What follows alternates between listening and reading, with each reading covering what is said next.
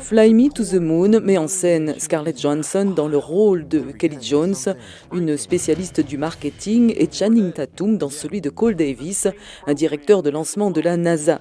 Jugeant la mission trop importante pour échouer, la Maison-Blanche invite Jones à organiser un faux alunissage comme plan B au cas où la mission échouerait.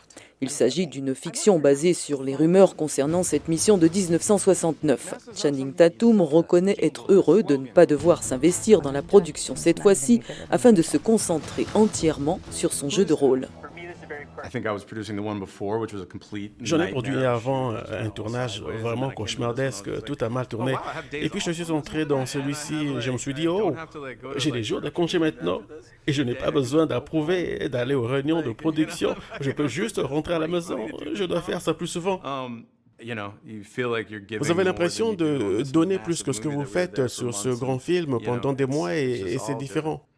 Une récente mission lunaire chinoise qui a ramené les premiers échantillons de la face cachée de la Lune a relancé les théories du complot et la désinformation contre les États-Unis, suggérant que les Américains n'ont pas foulé le sol de la Lune.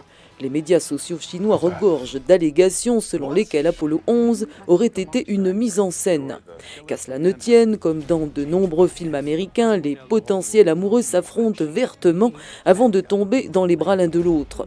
Johansson et Tatum s'affrontent entre le vrai et le faux.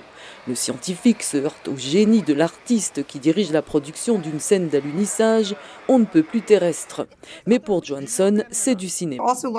Vous apprenez beaucoup en travaillant avec un acteur génial, professionnel, présent et intéressant.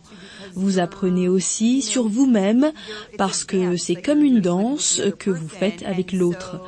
Il y a comme un bouton sur lequel il appuie et que je n'ai pas vu. Il vous maintient sur vos gardes, ce qui est amusant et cela soutient votre performance. Vous vous sentez en vie. Des louanges réciproques après le bouclage du film. Les humains avides de nouveaux mondes réalisent encore combien ils sont étrangers les uns des autres. Channing Tatum se fait tout petit face à l'humilité de Scarlett Johansson. Je pense qu'on apprend beaucoup en étant simplement dans une scène avec quelqu'un. C'est une sorte de chose intime et étrange que vous faites ensemble, mais l'un contre l'autre. Ce sont les bonnes scènes, comme si dans la vraie vie, elle était constamment en avance sur moi, plus intelligente et me frustrait. Et oui, comme je sais le faire, je me bats juste pour ma vie.